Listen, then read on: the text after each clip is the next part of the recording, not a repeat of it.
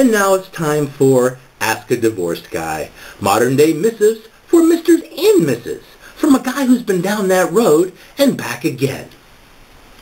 Wits End in Wichita writes, Dear Divorced Guy, my husband is a slob. Wherever he is when he takes off his work clothes, that's where he lets them lie.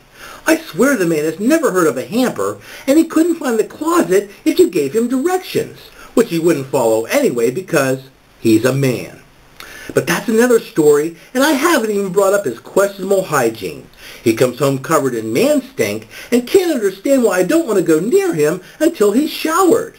How can I express to my slovenly hubby that cleanliness is next to godliness?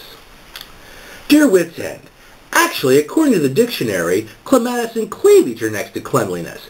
That said, perhaps you'd be best served by reading my self-help novel, Messy Men and the Women Who Tolerate Them.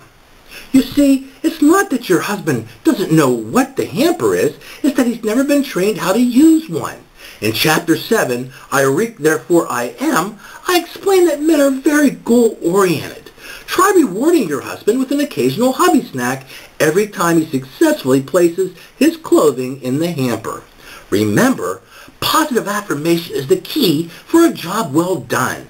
And to clear up that hygiene problem, I believe Chapter 12, Showering for Two, is self-explanatory and fun. This has been Ask a Divorced Guy.